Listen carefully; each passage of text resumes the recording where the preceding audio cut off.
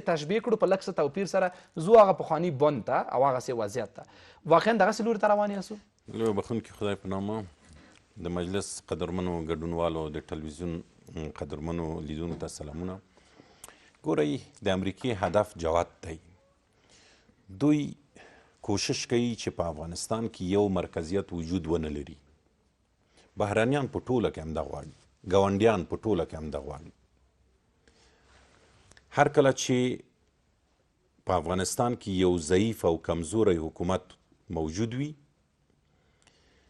په دغه وخت کې چې پیښیږي څه پیښیږي چې امریکا یې غواړي. دغه هیات چې تاسو اشاره ورته وکړه د دې مهار به چا سره وي؟ د امریکا سره، تر څو چې څنګه امریکا غواړي سوله پرې وکړي هماغسې سوله به پرې کړي. د حکومت نقش پکې لاړه نو کمرنګه ګورئ وایم که نه چې امریکا د دغسې یو څه غوښتونکې ده، مګر حکومت برعکس بیا حکومت دا وایي چې موږ افغانان پرېږدئ، ټاکنې وکړئ، ولسمشر معلوم شو، لوړه به کیږي، یو مرکزیت به موجودیږي، هغه مرکزیت چې ټول افغانان پرې راټول شي. د اختلاف ټکی هم دا دی. البته دا یوازې امریکا نظر هم نه دی، لکه وویل شول د ښاغلي کرزي نظر هم دا دی، شک هم دا دی چې داسې مرکزیت به رامنځته نه شي چې ټول افغانان پرې راټول شي. اوس قصه دغسې ورانه ده. مسله دا ده کله چې موږ یو حکومت ولرو، کله چې موږ یو منتخب ولسمشر ولرو، په خپله مرکزیت ایجاد شو. دا چې نور سیاسیون نه پرې راټولیږي دا نو د کاسې لاندې نیم کاسې دي چې دوی ګرځوي. هغه حالت ته بیرته بیایي کوم حالت چې په 90مه لسیزه کې و افغانستان. څوک مو بیایي؟ ګورئ همدغه ځینې سیاسیون هر چا سره چې کېږي یو بل ملامتوي او دغه حالت دی. د دوی تاریخچې ته که راشو، د تاریخچې د هر یو وګورو موږ ته واضح کېږي لکه د سپین کاغذ چې دوی په تیر کې څه کړي. ځینې راغلي دي یو په بلې په سر میخونه وهلي، ځینې راغلي دي په هره کوڅه کې یو حکومت جوړ کړی، د کابل یې په 7 او 8 ټوټو پاچاهۍ نه وویشلی. دوی موږ ته سوله راوړي، دا ناممکنه ده. دوی غواړي چې د توطیه او دسیسې جوړې کړي. او د تاسو په نظر که دغسې نو بیا له بعد مرغ امریکایان هم له همدوی سره مل دي؟ نظر یې ورته دی سره. په هغه وخت کې هم امریکایان راغلل، په دوی افغانستان ټوټه ټوټه کړ. په اوس کې هم امریکایان غواړي چې دوی استعمال کړي، دوی وکاروي. اوس واقعیتونه څه دي، څه کیدونکي دي؟ د حکومت نظریه برلاسه ده یا هغه څه چې نورې مطرح کوي؟ ښه راځو یوې بیلګې ته. دا چې که چیرې موږ تاسو یو کور ولرو، ورونه فامیل کورنۍ پکې اوسیږي، د دې هغه مرکزي ټکی دا دی چې پلار باید موجود وي او دغه صلاحیت باید وي. کله که چیرې پلار د کورنۍ څخه جدا کیږي یا هم رحلت کوي یا هم وفات کیږي، دلته ستونزه ایجادیږي او د ورونو په منځ کې هم چې اوس څنګه وکولی شي چې د یو مرکزیت ایجاد کړي. که دوی هوښیار وي عاجل به یو مرکزیت ایجادوي، که هوښیار نه وي نو دښمن ډېر زر کولی شي چې دوی سره وپاشي. د ملي وحدت حکومت دوام کې صاحب دی، لکه سیاسونه چې وړاندیزوي وایي حکومت دی شته او سرپوښ دی، خیر دی مشروع نامشروع بحث به یې نه کوو، دوام دې وکړي چې دا قصه حل شي، بیا به هغې نه وروسته په دې اختلافي مسله. دا خبرې خو ځکه تېرې شوې چې موږ ټاکنې درلودې، نور فصل تړل شوی، د ټاکنو فصل وتړل شو، په هغې بېرته نه راګرځي. هغه بېرته نه راګرځي، هغه خلاص شو، ولسمشر معلوم شو، بیرته د ملي وحدت حکومت ته هم نه راګرځي. د ملي وحدت حکومت یو خوب دی، یو خیال دی. اوس ولسمشر معلوم شوی دی، په هیڅ وجه ډاکټر صاحب اشرف غني د ملي وحدت حکومت او اجرایه ریاست یا ورته نور په حکومت کې چې ونډه لري دا څه نه مني. د سولې خبرو ته به نوی حکومت ځي؟ مطمئنه د سولې خبرې ته به نوی حکومت ځي. اما یوه مسله زه وایم، په دې 15 ورځو کې چې دا تحلیف وزنډېده او لوړه وزنډېده، که چیرې دا امکانات د دې چې وایي زنډول هم همدا د سولې مسله وه چې ولسمشر غني د دې څخه ګذشت وکړه او د دې لپاره چې سولې خبرې پر مخ لاړې شي، همدغه کار یې ومنه د امریکایانو سره، نه د ثبات او همګرایۍ سره بلکې د امریکایانو سره. ځکه دی باید ملامت نشي او دا ومنله چې زه د دې دپاره دا ګذشت کوم او د دې دپاره دا لوړه زنډوم 15 ورځې چې د سولې دپاره زه هغه څه کوم چې دغه نور خلک یې وایي چې دی رښتینی نه دی، زه رښتینی یم په دې کې. بنان ما پرېږدی چې زه خپل حکومت جوړ کړم او زه په یو قوي دریځ سره د نظام د مخالفینو سره کینم. امریکایان دا نه غواړي. امریکایان ولې دا نه غواړي؟ دوی غواړي چې یو ضعیف او کمزوری حکومت یې او په څنګ کې چې څنګه دوی غواړي اوس دا چې امریکایان یې نه غواړي او زموږ حکومت یې غواړي، دغه وضعیت کې به نتیجه څه واوسي؟ ښه، که چیرې موږ یو قوي ولسمشر منتخب ولسمشر ولرو، که چیرې موږ قوي حکومت ولرو، بیا د هغه څخه موږ ته هغه څه په لاس راځي چې د افغانانو په لاس وي. او که چیرې کمزوري واوسو په همدې ډول چې تخیلي والیان اعلانیږي، تخیلي مسایل او حکومتونه اعلانیږي، بیا نو هماغه د امریکانو خبره ده. ولسمشر غني به مقاومت وکړي که دغسې فشارونه پرې موجود وي او یا به ژر غاړه کېږدي دې مسلو ته؟ ښه، تر څومره چې د ولسمشر غني سره په وار وار موږ ناست یو او د ده خبرې ما اورېدلي دي، په هیڅ صورت سره هغه څه نه مني چې حکومت دوه سری شي. په هیڅ صورت سره هغه څه نه مني چې دا وار حکومت کمزوری کړي. بنان زه وایم چې د اجماع ته څومره خوشبیني لرئ؟ د هلې ځلې دي، لیده کاته دي، ځینې ښکاره ځینې پټې، دا 4-5 شخصیتونو نومونه چې ما واخیسته دی لکه پکې زیات دخیل دي او دغه شاید نور څېرې هم د دوی تر چتر لاندې دا نتیجه ورکوي. د 10-15 سیاسیون چې په مختلفو رنګونو کې او په مختلفو بڼو کې راوځي، کله په سوله کې ځان ښیي، کله په حکومت کې ځان ښیي، کله په اپوزیسیون کې ځان ښیي، کله په یو نوم او په بل نوم. هماغه د موږک خبره ده، موږک دغه ته رنګ ته لوېدلی و، هغه ځای راووته، ځان ورته زمری ښکارېد. ګورئ، د دوی د لاسه افغانستان در په دره دی. ما مخکې اشاره وکړه، د افغانستان دوی در په دره که او تر ننه یې نه پرېږدي. د ولس یې داسې په غېږ کې نیولی دی او یرغمل کړی دی. څنګه چې ولس ګرځوي او څنګه لکه ماشوم په غېږ کې نیولی دی، که ژړوي او که تای ورکوي او که ویده یي، داسې یوه مسله ده.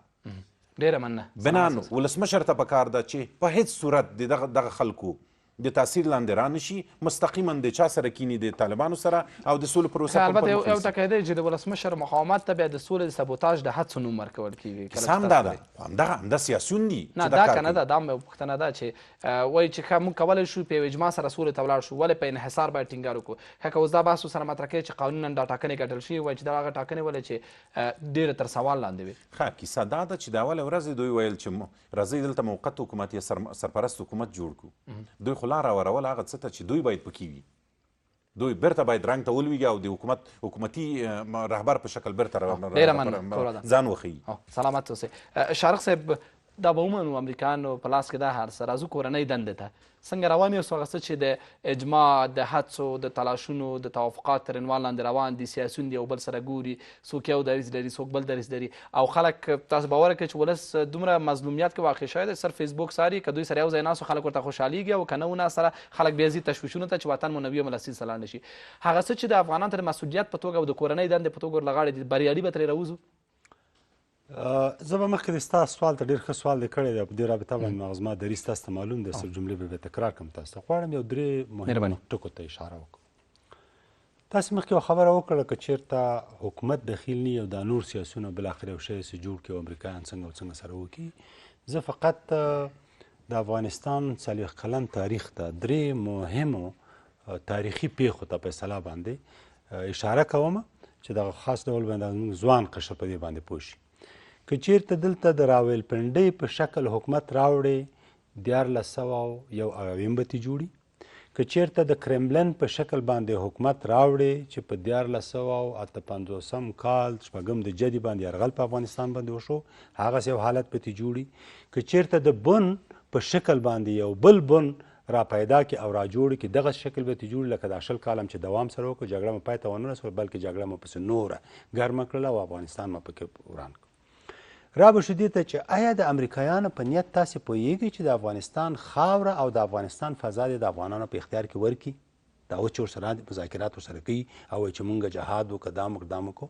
ښه، امریکایان تاسې دلته خبره سي چې امریکایان به دلته خپل قوتونه صرف ته راولي؟ نه، د افغان فساد باندې هم چې نه. هلته طالب باندې خوښ دی، وبه یې ګورئ، هغه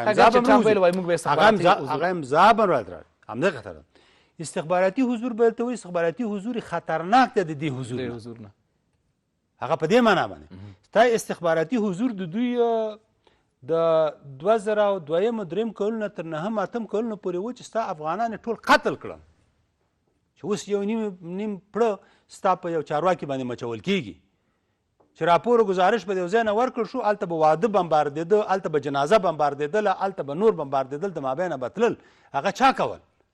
هغه د دوی استخباراتي غلط معلوماتو ستا افغانان سره ووژل او بالاخره ګوانتانامو یې هم پې ډکه کړله، باګرام هم پې ډک کړل، بیرته طالبان تا باندې مسالات هم کړه په دغه حالت باندې. دا چا وکړل؟ دا ستاسو استخباراتي ډلو کړي دا کار کړی. ښه ته بیا مغز استخباراتي ډلې ته راته ساتې او ډرون په هوا کې راته ساتې چې په هر کور، په هر ځای، په هر واده او په هر ځای د خوښ شو په همغې به یې ته ورولې، بستانه پوښتنه هم بیا نه کېږي. اوس خو لا عقل د پوښتنې یو ځای شته دی، غږ در باندې کوم چې چېرته یې که نه، بیا به وایي چې دا چاره ایشتلی دی، معلوم به نه وي درک به نه وي. لکه پخواني ولسمشر په وخت کې چې هغه وخت کې قصه جوړه شوله چې په تیارو کې خلک انتقالېږي را انتقالېږي، خو حکومت په تر اخره پورې او خلکو په اخره پورې سترګې پټې کړې وای. چېرته انتقالېدل؟ چېرته دا فضا چې زما په اختیار کې نه وي، خاوره زما په اختیار کې نه وي، زه بیا په هغې حالت کې څه ورته وایم؟ اوس ظاهري دا هر څه د موږ د واجب که نه، اوس د موږ همغې خبرې ته اوس راځم، هغې خبرې ته راځم. زه ټول مسؤلیت په خارجیان نه اچوم، زه خپل ځان ملامته کوم، زه هغې برخه راځم. بل تاسې د ملي یووالي حکومت خبره وکړه. په دغه شکل لکه دغه 15 کاله چې روان اوسه د افغانستان کې نه انسان غیر د هغه انسانانو نه چې پکې مالي او اقتصادي ګټې کړي دي، نه بوټي نه حیوانات یو هم د دې سره موافق نه چې دغسې یو نظام د موږ ته په آینده کې شتون ولري. اما دولت، محوریت، مرکزیت، ټول اقوام، ټول سیاسیون پکې شتون لرودل دا د ټولو حق دی. دا په واقعي ډول باندې ملي یووالي حکومت په رامابین کړو، نه په تشکیلاتي ډول باندې چې موږ ریاست اجرایه او چی ولرو، په واقعي ډول باندې باید رامابین ته کړو، دې کې شک نشته. ښه راځم دې ته چې زما مسؤلیت څه دی. دا خو ما ته ته ویلې چې په کرملن کې تصمیم نیول کېږي، په راولپنډۍ کې نیول کېده، په بن کې ونیول شو، اوس په سپینه ماڼۍ کې نیول کېږي. زما مسؤلیت څه دی؟ زما د افغان په صفت باندې دا مسؤلیت نه دی ادا کړی تر ننه پورې. هر وخت چې په افغانستان یرغل شوی دی، هر وخت چې په افغانستان ته بدبختي راغلې ده، ستا یوه ډله افغانان د هغوی تر څنګ ولاړو. ولې په 1953 کال چې کله په جدي کې دلته سرې لښکر رانوتلې، کومه ډله ورسره ولاړه وه؟ حفیظ الله امین ولې وژل کېده؟ کورنۍ ولې غرقېدله؟ کابینې ولې زندان ته تلله؟ آیا جهادیان راغلي د پاکستان نه چې دا سینې ډبوي؟ که هغه د امریکا چې که هغه د روسانو په مرمۍ باندې وژل شوی دی چې څوک نوم لا نه اخلي په خوله باندې. اولینی کس چې په افغانستان کې د روسانو د یرغلګرو په مرمۍ وژل شوی هغه حفیظ الله امین و، اما موږ یې نوم نه اخلو. او په خپل جنګ کې مو چې دا کابل وران کړی، انسانان مو وژلي، میلیونونه انسانان وژلي، ځان ته وایي چې ما جهاد کړی دی. د کوم جهاد؟ جهاد خو ستا په 1950 کال کې ختم شو چې روسان کامل ډول باندې د افغانستان نه ووتل. تا خپل منځي جګړه کې تاسو رامامین دا خبره کوم، نن یو بله کورنۍ دنده لرو، نن یو بل مسؤلیت لرو او خطرناک وضعیت دی. همدا خبره کوم. په راولپنډۍ کې تا چې جوړ کړ، تا څه ارمغان ته راوړه؟ په بون کې تا جوړ کړ، تا څه ارمغان ته راوړه؟ خو په بون کې مې وډل نه سعودي دا قصې تکرار ګورې. ګوره زه د دې تاریخي لحاظ باندې خاص ډول باندې دا ځوانانو ته وایم چې لږ متوجه شي ورته. دغه سیاسیون چې د 3 ورنه دا ګوري، دا سیاسیون نه دي. دوی افغانستان 20 ځلې په دا وطن خرڅ کړی دی. که دغه لحظه مې دغه بیرون ستا د دفتر په مخ کې وژني، دا خبره زه کوم، کړې مې د بیا کوم. دا وطن 50 ځلې خرڅ کړی دی. ولې چې قدرت ته رسول، ولې د امریکایانو ته څه نه ویلې؟ چې نن دا چاپېر دلته ډله جوړه کړه او دلته ډله جوړه کړه او دلته ډله جوړه کړه، راولپنډۍ کې چې حکومت ته رسولم ولې مې څه ورته غږ نه کوم؟ دا وطن ما د کومې بدبختۍ سره مخامخ کړ؟ په یوه چې توبه وکاږي، خدای ته په سجده شي، دا په خدای عقیده لري؟ اعمال خو زه چې ګورم نه لري، پې اعمال چې ګورم خو نشته پکې. ځکه د انسانانو په وژلو کې خو قهرمانان هستئ، د دې هېواد په ورانولو کې قهرمانان هستئ. نو تاسو چېرته ته راته وایئ چې زه مسلمان یم؟ مسلمان خو به وایي ستا ته ما ته په قرآن کې وایي چې بسم الله الرحمن الرحیم ومن قتل نفسا بغیر نفس، که یو نفس ته په ناحقه باندې وواژه، په دې معنی تا ټوله جامعه وژلې ده. تا څومره انسانان وژلي دي؟ ستا په اشارو څومره انسانان وژل شوي دي؟ نن وایي چې تاریخي مسؤلیت ادا کوو، نن وایي چې د افغانانو د اجماع دپاره یو ګام اخلو. نن تاسو دلایل اورئ؟ کافي دی. وایي وضعیت خو نه شو پرېښودلی، بیا مسؤلیت موږ ته راګرځي. دا مسؤلیت د نه وایم چې پرون یې څه کړي دي، نن د مبغې ته نن خو دې ادا کړي. نن وایي ادا ما هم دا اشتباه کړی، یعنی ما چې کله وایم افغان ما هم به دا اشتباه کړي اوسي. اما فضل د خدای دی چې یوه نقطه هم د چا په نه په وژلو کې مې لاس دخیل دی، که چې څوک دې چېرته ووایي، نه د چا په بندي کولو کې، نه د چا په څپېړه وهلو کې، نه چاته د بدې کلمې استعمالولو کې. د چا په ادرس ما تر اوسه پورې د بې عفته کلمه چاته نه ده استعمال کړې، فضل د خدای دی. اما خبره دلته دا ده نن دې هم مسؤلیت ادا کړي، اما دا نن مسؤلیت هم تاسې پوهېږئ چې دا د دې خاورې او د دې ولس او دا دوی چې وایي د خدای د رضا دپاره دی که دوی د خپلو شخصي ګټو دپاره دی. آیا دا والیان چې اوس انتخابېږي او روانېږي دا د خدای دپاره دي؟ دا یوه برخه ده، دا یوه برخه ده. دغه دلته چې ناست 3% رایې دي نیغ د حکومت پیسې اوس د حکومت په ډانا کې به ناست حکومت پیسې هم ورته ورکوي، معاش هم ورته ورکوي، ځای هم ورته نیولی، دربار هم جوړ کړی دی، قصر هم ورته جوړ کړی دی. دغه نن دې په قطع کې چې دی څه کوي؟ ولا دغه حکومت هم بې غیرته دی. 3% رایې نه دي اخیستې، 3% رایې چې کوم رایې چې استعمال شوي دي، نه وایي چې دا ټاکنې زه نه منم او سر نه دې راشي ما سره د انتخاباتو. دې ولس کې د هر چا وزن معلوم دی، دې ولس کې د هر چا قوت معلوم دی. دې ولس ګوره نور خلک پیژني، دغه خلک هم پیژني چې واقعا په دې ولس باندې زړه خوږېږي. او بالکل ډېره مننه، سلامت اوسئ. ښاغلی مسعود، موږ یو ډېره نازکه او حساسه مرحله کې یاستو او ما لکه وړاندې اشاره وکړه خلک او ولس واقعا ډېر بد حالت کې دی او تشویشونه لري، حق یې دی چې تشویش ولري. هغوی حتی دې ته هم خوشحالېږي چې دا سیاسون د سره کښېني، دوی د سره جوړ راشي، دوی ولس له خپله ګټه ورته دی، خو چې دې وطن کې بیا هغه د 90مو لسیزو وضعیت تکرار نه شي. خو خبره دا ده چې وایي احتیاط پکار دی، لکه دلته دواړو مېلمنو اشاره وکړه، د یو نسبي ښه وضعیت نه چې منتخب حکومت وي یا ښه یا بد ټاکنې یا کم یا زیات ګډون یې کړی ول، هغه حقوقي مراحل یې طی کړي دي.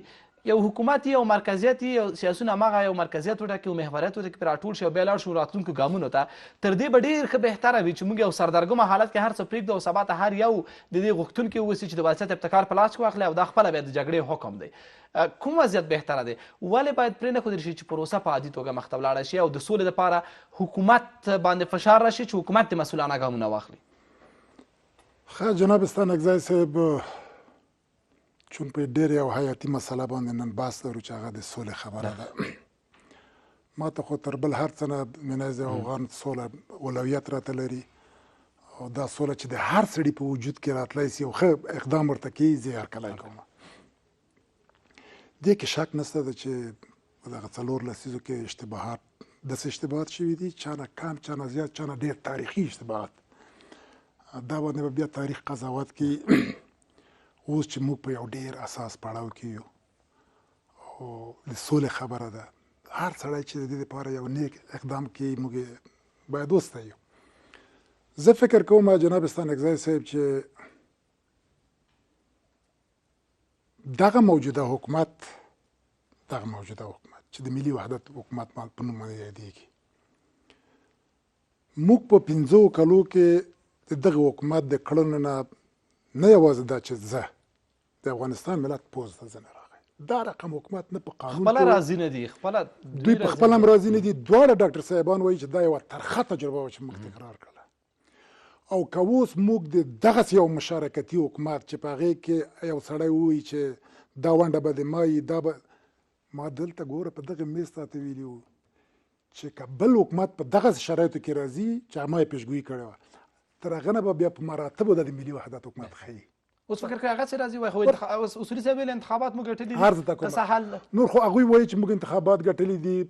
هلته کمیسیون اعلان وکړه، تاسو ولیدل وروره چې هلته په څنګ کې ریاست اجرایه موازي حکومت اعلان، حتی والیان په ولایتو باندې ورنه ایستل. دا حالات خو ګوره د سولې په پروسه باندې خامخا خپله اغېزه لري. اوس نو راځئ ولس ته یو څه ووایو چې دغه سیاسون سره جوړ نه راځي، دوی خو د جوړ راشي، یعنې ولس دوی باندې اوس ولس متاسفانه مرحله کې باندې فشار راوړي. دغه ولس خو دا په هزارهاو دفعه آفریني، په هزارهاو دفعه آفرین د پی چې قرباني هم دوی ورکړې ده. تر اوسه مې د مشرانو دوی ته احترام کوي. زه دا وایم چې دغه 15 ورځې چې دا مسله وځنډېدله، لږ څه چې زه خپل څه معلومات لرم دا به ښه شي. تر هغه وخته پورې به یو افغانستان شمولی پلاوی هم وټاکل سي او دا به یا به د عقل خپله په سر کې راسي، لا به یو فشار پرې راځي، یو څه به پرې راځي، ما ته حالات را معلومیږي، جوړ به سي. ملت دې نه استثنا ده، ملت په دې کې ملامت نه ده. نه بالکل، ملت یوازې د امید سترګې لري چې فقط د امید سترګې چې سوله. اوس چې زه علایمو ته ګورم دغه د لوړې مراسم چې وځنډېدل، یعنې زه دا درته وایم مناز یو افغان، زه په بد فعال باندې نه بولم، زه په نیک فعال باندې بولم. حداقل هغه څه چې هغه موازي حکومتونه و پلانکای د دینه خو منع شول. زه دا وایم چې د سولې مرحله په ډېر یو اساس مرحله نه د سولې ګر چې له وخت مخکې به وي، ولې زه مطمئنم چې دا یو جدي سوال دی. دلته انتخابات شوي دي یا دا چې پر انتخاباتو مطلق د بطلان کرښه راکوي په دغه انتخاباتو چې پر نتیجه پر انتخاباتو پر هر څه ځکه کله چې ملي وحدت حکومت دوام غواړي تر هغه وخته چې سوله راځي ښه د سولې په نتیجه کې به بیا یو بل څه راځي بیا به هم انتخابات یعنی خالي انتخابات نه دي ګټل داسې به فرض کړو. ما تا ته مخکې وویلې جناب ستانکزی صاحب بیا درته تکراروم زه چې څه ونه وینم د چا په خوله باندې ناق حوالې نه ورکوم دا د ډاکټر صاحب زلمي خلیلزاد خبره وه چې کله افغانان په خپلو منځو کې کینی په بین الافغاني مذاکراتو کې هر تصمیم چې نیسي دا نړیواله ملاتړ به یې کوي ملاتړ به یې کوي داسې نه دي چې امریکا به یې ملاتړ کړي نړیوال چې اوس یو نړیواله اجماع راغلی ده دا به یې ملاتړ کړي چې ملاتړ وکړي دا څه معنا ورکړي دې معنا څه ده یو څه د وړاندیزونو په توګه اخلو مثلا ښاغلی غني یا دا نور سیاسیون خصوصا ښاغلی غني او ډاکټر صاحب عبدالله دوی ته مشخص مسؤلیتونه ور متوجه دي او خلک به د نورو سیاسیونو اول دوی څخه هغه څه پوښتنه کوي که وضعیت یو خواته ځکه دوی ول د وضعیت سرپرستان اوس دوی څنګه کولی شي چې مسؤلانه برخورد ولري ستاسو توقع ستاسو په لیدلوري سره که ښاغلی غني ښه کوي هغه به څه وي زما په اند باندې د ښاغلي غني دپاره په دغه اواخرو وختو کې چې هم په تاریخ کې نوم ثبت سي او هم د په زرین کرښو باندې ولیکل شي هغه دا ده چې دا خلک که ښه دي که بدي دغه مشران چې اوس نوم یادېږي دا ټول په خپل ځان باندې راجمع کړي او د بین الافغاني مذاکراتو لپاره واحد پلاوی چې صلح ته ژمن دي د افغانستان ګټو ته ژمن دي دا مسؤلیت په اوله درجه باندې جناب ستانکزی صاحب د ډاکټر صاحب غني ده نه د بل چا په اوله درجه په دومه درجه د ډاکټر عبدالله ده چې وایي چې زه رئیس د اجرایه یم بیا د دغه نوره ده دا خبرې ګوره په دغه میز باندې موږ ډېرې کړي دي چې دا مسؤلیت په اوله درجه د ولسمشر غني ده لهذا په اوس شرایطو کې دا سوله قرباني غواړي دا ګذشت غواړي دا تحمل غواړي د یو بل زغمل غواړي دا زغم د دوی پیدا کړي په ځان کې که پیدا یې نه که ګوره ستانکزی صاحب ما تاسو یوه خبره کړې وه چې د قطر په ناسته کې ما ته ښه په یادېږي چې په دغه لیستو باندې نه جوړېدل شارق صاحب دغه امریکایانو جرمنانو او بې خبره لیست جوړ بې خبره لیست جوړ که داسې افغانان یې بوتلل چې زه په دې باندې پوهېدلم چې په هغې کې اکثریت چې څه به دوی ورته ویل هغه به یې کولم چې څه به خارجیان ورته هغه به یې کول زه وایم چې دغه طلایي فرصت نه باید په استفادې سره اول هغه مسؤلیت د ډاکټر صاحب غني ده بیا دغه نورې ده کیدنې سره د خودخواهۍ طلبۍ نه د تیر سي او دغه د سولې بهیر چې اوس یو نازک پړاو ته رسېدلی ده او خلک ډېره ورته هیلهمندي لري چې دا فرصت خدای نخواستی الله سوار نه کړو لا هم څومره چانس دی چې همدغه سیاسون د 4-5 سیرې چې دي دوی د بیا هم مناسب دوام ورکړي او تفاهم ته سره بالاخره نږدې شي زه بیخي ډېره امیدواره یم زه ډېره امیدواره یم دا چې دغه مشران په ولسمشرۍ ماڼۍ کې یا په ریاست اجرایه کې چې کومې خبرې کړي دي تر کوم ځای چې زه خبر یم خبرې ګټورې دي په تفصیلي خبرې کړي دي کېدای شي وساطت هم پیدا کړي دا نور هم په اعتماد کوي او بالاخره یو اجماع ته سره ورسي ډیره مننه کورودان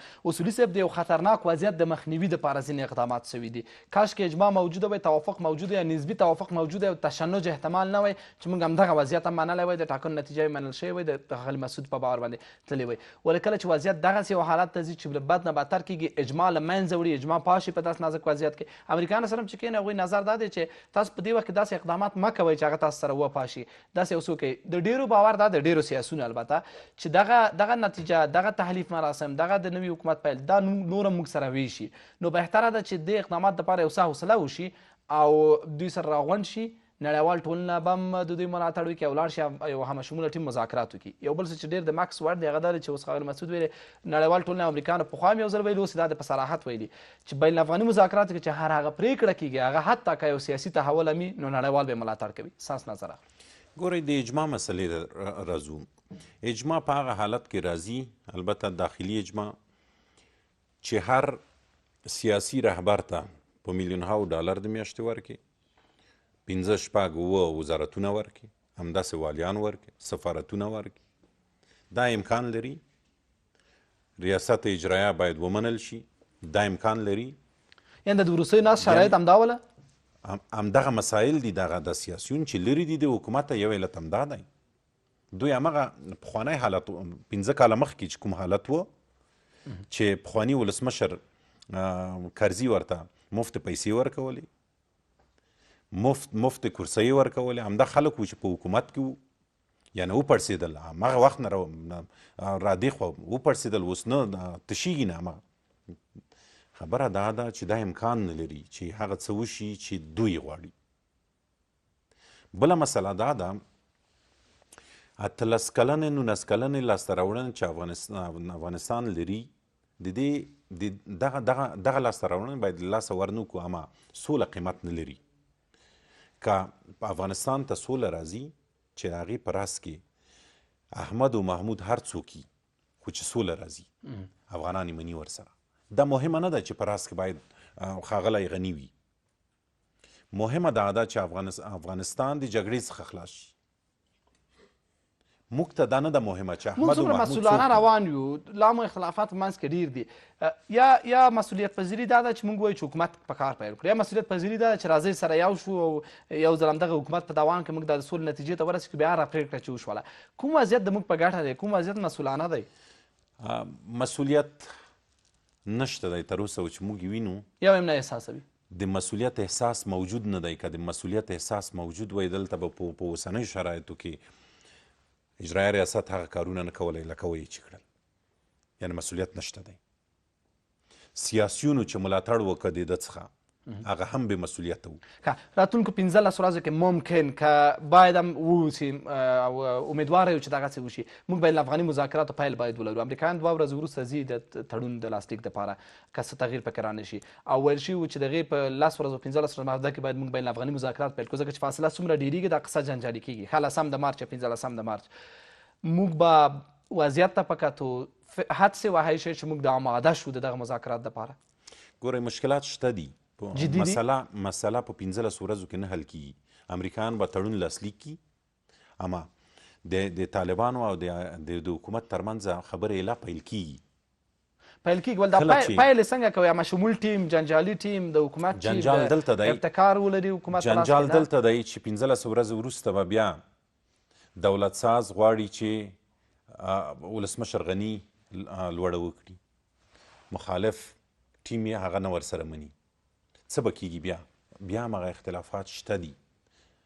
د حل لاره یې دا ده چې نړیواله ټولنه او داخلي سیاسیون زموږ چې کوم دي دا باید د انتخابات ومني، ولسمشر باید ومني، حکومت باید ومني، مرکزیت باید ومني. تر هغې چې موږ مرکزیت ونه لرو بله لار نه لرو. ښه د ولسمشر غني نه منلی، د حکومت نه منلی، ته کوم مرکزیت راکوي؟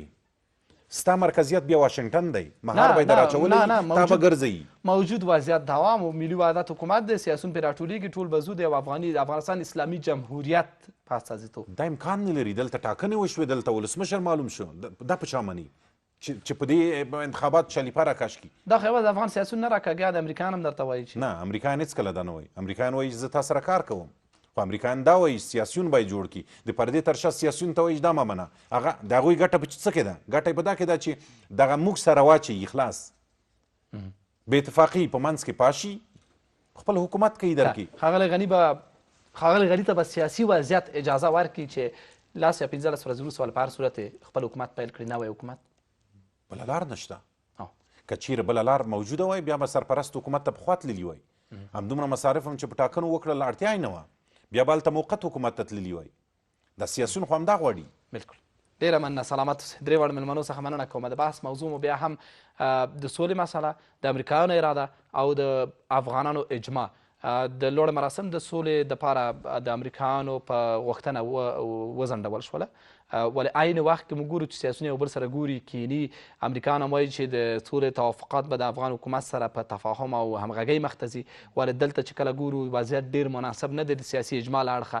کافي ډېر زیات اختلافات موجود دي، ولې عملا ځینې سیاسیون 4-5 سیري دي چې هغوی دې لپاره هڅه کوي چې که وتوانېږي بالاخره حد اقل په لویو مسایلو لکه سوله او د روان سیاسي بحران د مهار دپاره یو اجماع رامنځته کړی شي. تر اوسه پورې وروستي معلومات همدا دي چې مخ تګ نه دی شوی. دا چې وضعیت کومې خواته روان دی، ښه انتخاب کوم یو دی د موږ دپاره په دې اړه مېلمنو بحث وکړ. تر بیا هم پاک الله. له لیدلو مو مننه.